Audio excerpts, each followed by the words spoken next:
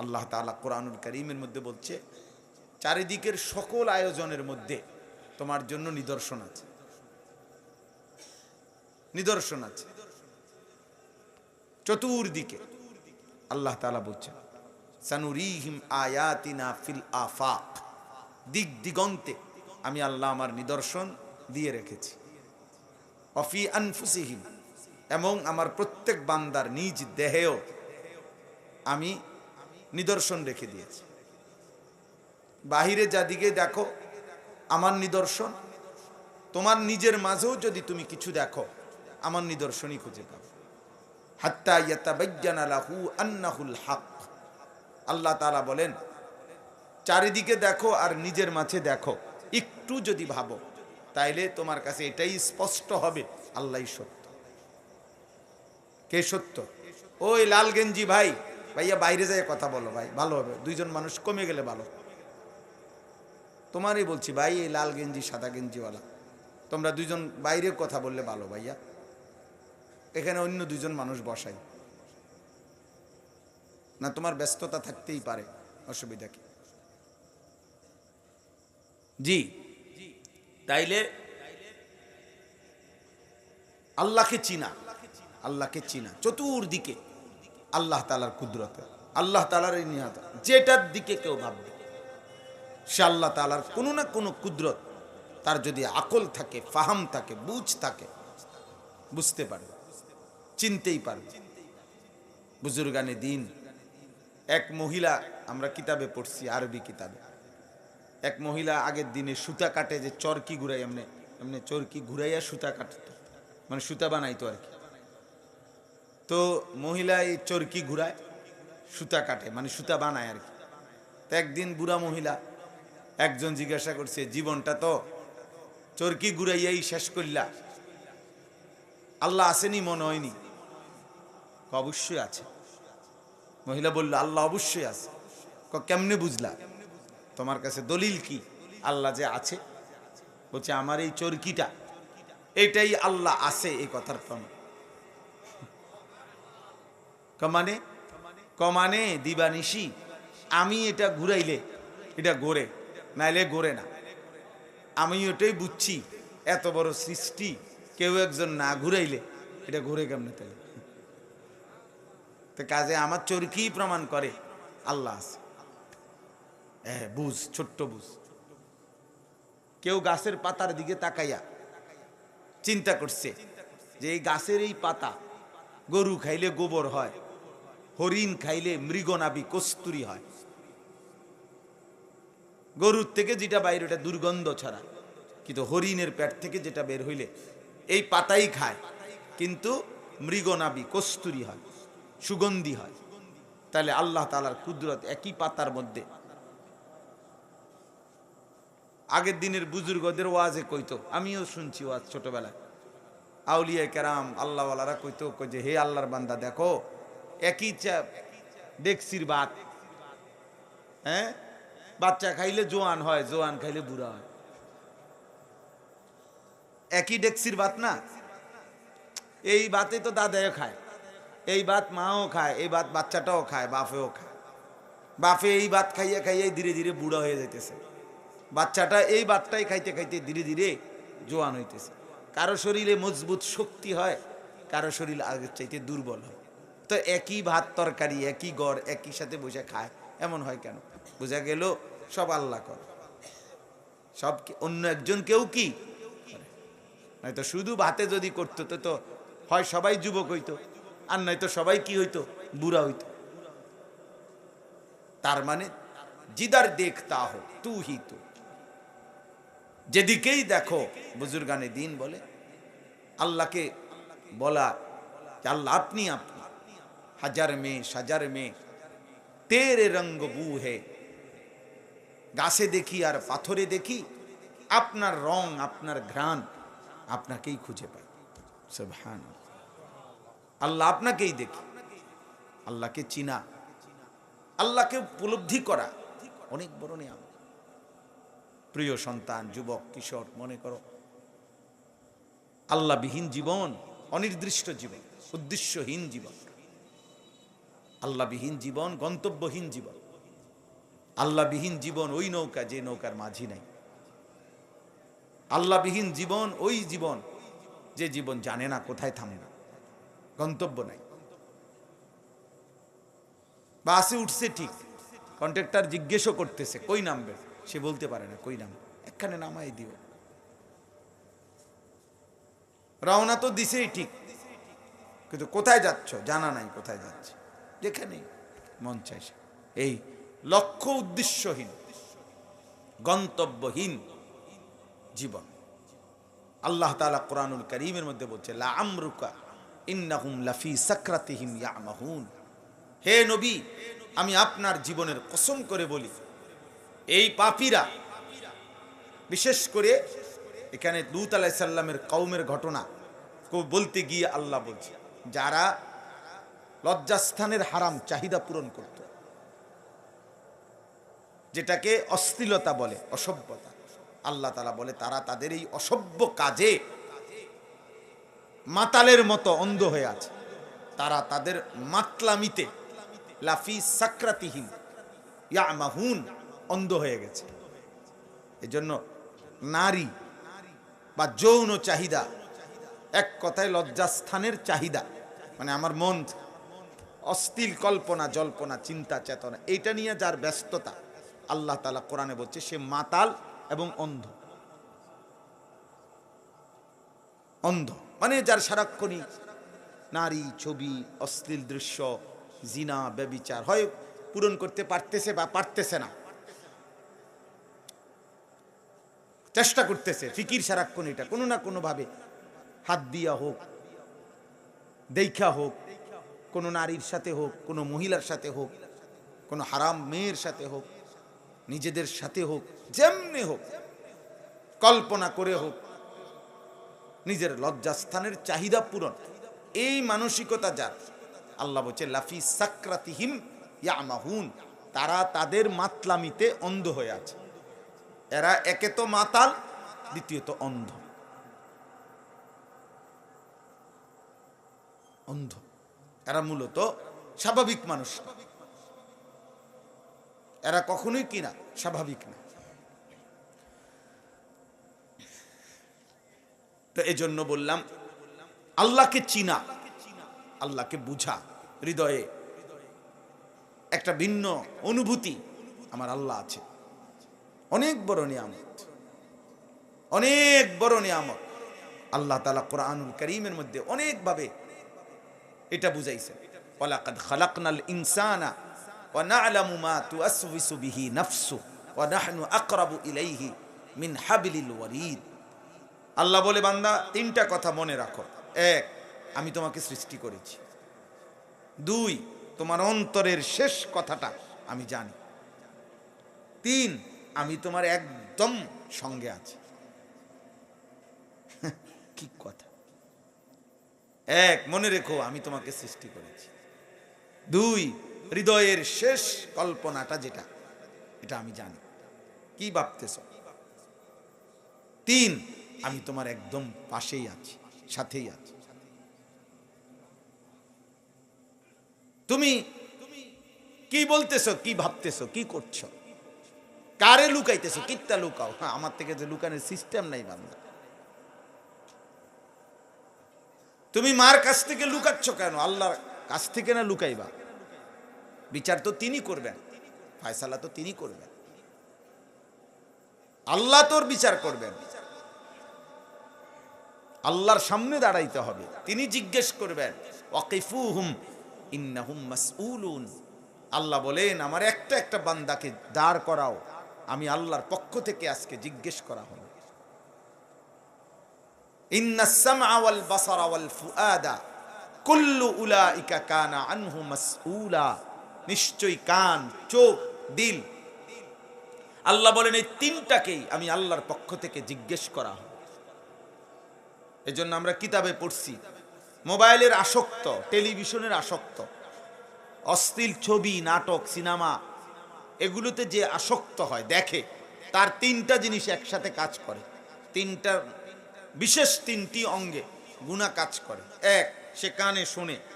দুই, চোখে দেখে। তিন, এগুলা নিয়ে সে অন্তরে কল্পনা করে। এই তিনটা একসাথে হয়ই হয়। তার এই ছবি দেখা, নাটক দেখা, টেলিভিশন দেখা, মোবাইল দেখা, এর মধ্যে এই তিনটা অঙ্গ কার্যকর: কান, চোখ আর কি, দিল, অন্তর। আল্লাহ বলেন আমি প্রত্যেকের এই তিন অঙ্গকে আলাদা জিজ্ঞেস করব। কান, তুমি বলো কি শুনেছ? চোখ, তুমি বলো কি দেখেছ? দিল, তুমি বলো কি ভেবেছ? হ্যাঁ, আমার ভাই, আমিও ভাবি, আমাদের ওয়াজের মাকসাদ তো আমিও নিজেও ভাবা। মাঝে মাঝে আলহামদুলিল্লাহ ওয়াজের বরকতে এতটুকু তো হয়, নিজেরও মনে পড়ে যে মানুষের এই কথাগুলো বলছি, নিজে কিভাবে করব, এত বড় গাদ্দারি কেমনে করি। আলহামদুলিল্লাহ বলার দ্বারা বলনেওয়ালারও ফায়দা হয়, শুননেওয়ালারও কি হয়, ফায়দা হয়। তাহলে আল্লাহকে চিনা, আল্লাহকে উপলব্ধি করা, হৃদয়ে আল্লাহর উপস্থিতি অনুভূত হওয়া অনেক বড় নিয়ামত। ওমা তাকুনু ফি শানিন ওমা তাতলু মিনহু মিন কুরআনিন ওয়ালা তা'মালুনা মিন আমালিন ইল্লা কুন্না আলাইকুম শুহুদান ইয তুফিদুনা ফি। আল্লাহ বলে, বান্দা তুমি যে অবস্থায় থাকো না কেন, আমার কোরআন তুমি যেটুকুই পড়ো না কেন, তুমি যখন যেই আমল করো না কেন, যখনই তা করতে থাকো, যাই করো, আমি তোমার সামনেই থাকি। ইল্লা কুন্না আলাইকুম শুহুদা, সামনে সামনে আমি দেখতেই থাকি, আমি অপলক তাকিয়েই থাকি। আহা, আমার বান্দা কি করছে, একটা পুরা নামাজের ওয়াক্ত চলে যাচ্ছে, আহা ওদের একটা সেজদাও করছে না। হায় হায়, ওরে আমি এত নিষেধ করলাম হারাম ছবি দেখতে না, ওদি তাকায়েই আছে, দেখতেই আছে। দিনের পর দিন, ঘন্টার চেহারা কালো হয়ে গেছে। সব পাপীর চেহারা কালো হয়, সবগুলো। এই যতগুলো তোমরা নারী লোভী, মোবাইলের আসক্ত, অশ্লীল ছবি দেখে অভ্যাস, সবগুলোর চেহারা কালো। নেশাখোর যেগুলা, মদখোর যেগুলা, গাঁজাখোর, হারামখোর, এগুলার জিন্দিগি লানতের জিন্দিগি, এগুলার জিন্দিগি চোরের জিন্দিগি, ডাকাতের জিন্দিগি। 24 ঘন্টা চোরের মতো আতঙ্কে থাকে, দরানি খাইয়ালায় মানুষ নি কন্যা। তো এই জিন্দিগি কোন জীবন হইল বেটা? হ্যাঁ বলে, হারাম জীবন যা, তার জীবন তো সারাক্ষণই পেরেশানিওয়ালা জীবন। সে ভয়ে ভয়ে থাকে, সে ভয়ে ভয়ে আতঙ্কেই থাকে। তো আতঙ্কের ভিতরে আর মজা কি? ভয়ের ভিতরে আর মজাটাই কি? সারাক্ষণই যদি ধরা পরিবার ভয় থাকে, সারাক্ষণই যদি আমার কিল কনি খাওনের ভয় থাকে, সারাক্ষণই যদি আমার, তাহলে আমার মধ্যে আনন্দ হইল কি? আর এটা কি আনন্দ হইল, কি হইল মজাটা ভাই? পরের নারী বলো, ছবি বলো, মোবাইল বলো, মদ বলো, জুয়া বলো, এ তো অপরাধ বোধ কাজ করে অন্তরে। মূলত আল্লাহ থেকে যখন বাঁধন ছুটে যায় গুনার কারণে, আল্লাহ তাআলা হৃদয়ের শান্তি তুলে নেয়। আলা বিযিকরিল্লাহ তাতমাইন্নুল কুলুব। আল্লাহ তাআলা কোরআনে ওয়াদা দিয়েছে, বান্দা আমি ওয়াদা দিলাম, আমার স্মরণ, আমার জিকির, আমারে ডাকলে আমি আল্লাহ তোমার দিল তাতমাইন্নু, প্রশান্ত করে দেব। তাহলে বুঝাই গেল, এর বিপরীত হইলে অশান্ত হবে। কথা বলেন, আলো না থাকলে তার বিপরীতটা কি? অন্ধকার না থাকলে তার বিপরীতটা কি? আলো। তো আল্লাহ বলেন, আমি জিকির করলে, আমারে ডাকলে আমি তোমার দিল শান্ত করে দেব, প্রশান্ত, তাতমাইন্নু। তাহলে এর ব্যতিক্রম অশান্ত। এজন্য সারাক্ষণ অপরাধ বোধ কাজ করে, নারী, জিনা, মদ, জুয়া।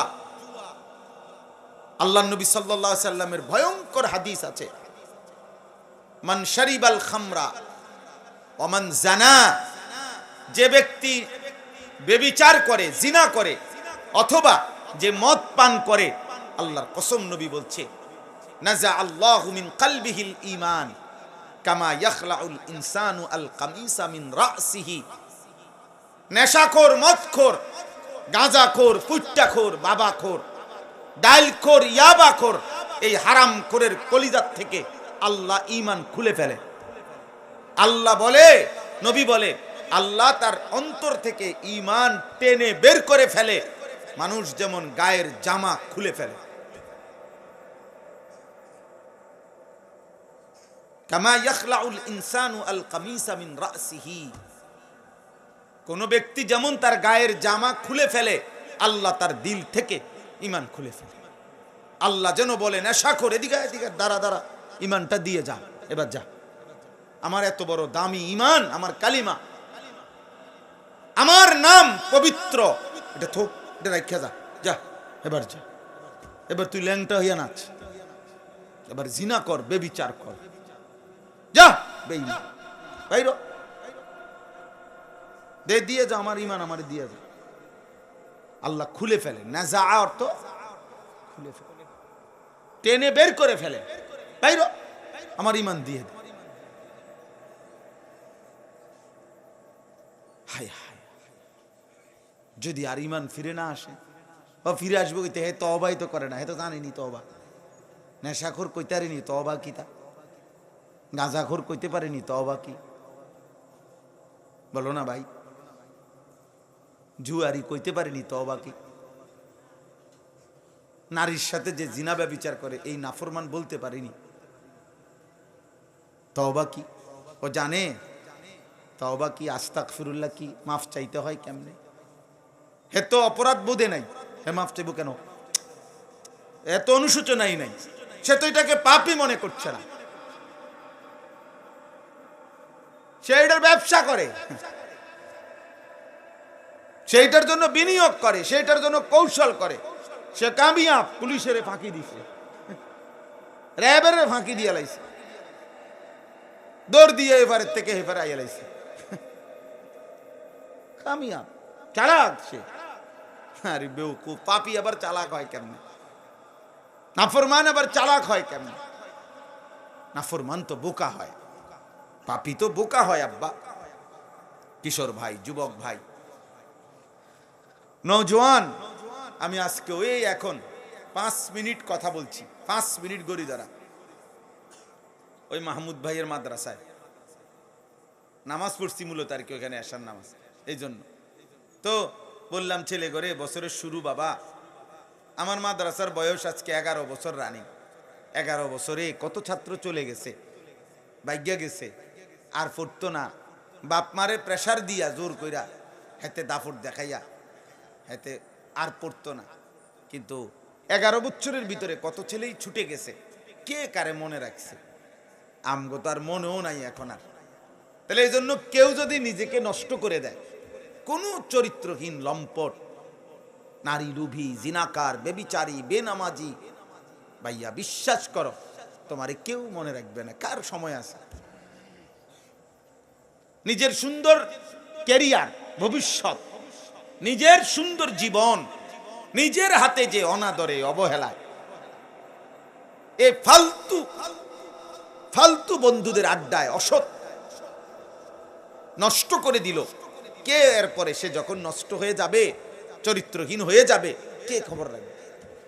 একটা রোগ, শোক, ব্যাধি, একটা বড় অ্যাক্সিডেন্ট, জীবনের হাজারো কল্পনা, স্বপ্ন মিনিটের ভিতরে শেষ করে দেয়, শেষ করে দেয়। আজকে এখন আসরের সময় আমার কাছে এক যুবক ভাই দেবিদ্দার জড়ায় ধরা দোয়া চাইছে, কাঁদতেছে। আমি কি সে ভাই? কাজে হুজুর, আমার দুবাইয়ের 27 কোটি টাকার ব্যবসা, 27 কোটি টাকার ব্যবসা সব শেষ, কিচ্ছু নাই আর। এমনি অসহায়ের মতো টাকায় রয়েছে, দোয়া করে দেন, কি করো? বুঝেন নাই? হ্যাঁ, কোটি কোটি বিলিয়ন ডলার প্রতিদিন যেখানে টাকা উঠত, পৃথিবীর সব সবচেয়ে বেশি বিলাসিতা যেখানে যেখানে, তার মধ্যে একটা দুবাই। সবচেয়ে উচ্চ প্রাসাদ, 160 তলা বিল্ডিং। এমন হোটেল আছে যেখানের এক রাত্রের ভাড়া বাংলাদেশি টাকায় 30 লক্ষ টাকা। আজ ফকির হয়ে গেছে। হ্যাঁ, এক মাসে ঠান্ডা। সারা পৃথিবীর পর্যটক সব চলে গেছে। সারা পৃথিবীর থেকে যত মানুষ ওখানে ভ্রমণে আসছে সব চলে গেছে, ফাঁকা। এখন শত শত হাজার হাজার, তাদের তো তেল ছাড়া, নিরাপত্তা ছাড়া মানুষ থাকবে কেন, চলবে কেন? একটা বললাম আর কি উদাহরণস্বরূপ। এই প্রতিটা ফিলিং স্টেশনে তেলের জন্য মানুষের লাইন। চারিদিকে বিপদের সাইরেন, চারিদিকে যেন বিপদের সাইরেন। কিন্তু তোমরা যুবক ছেলেরা, বাবা, কোনো ঝড়, কোনো তুফান, কোনো বন্যা, কোনো জলোচ্ছ্বাস, কোনো মহামারী, কোনো যুদ্ধ, পৃথিবীর কোনো কিছু, বিপদের কোনো ঘনঘটা, কোনো বিপদের আহ্বান, বাণী, সতর্কতা, কোনো কিছু লম্পট, চরিত্রহীন, এমন জঘন্য, এত নিকৃষ্ট বেনামাজি, এত নিকৃষ্ট, এটা এত নিকৃষ্ট এই জানোয়ার, মানুষরূপী এই পশু, তার কথা হইল আমারে যদি আল্লাহ আযাব দিতে দিতে মাটির তলেও গাইরা লায়, আমি ওনারে সেজদা দিতাম না। সাফ কথা, দিতাম না যে দিতাবে না। এবারে ডাইরেক্ট আল্লাহরে বলি, তুমি খোদা কি করতে পারো করো, তুমি আমারে আসার দিয়ে যদি মাটি তো গাইরা লাও, আমি দিতাম না সেজদা তোমার, আমি তোমারে পছন্দ করি না।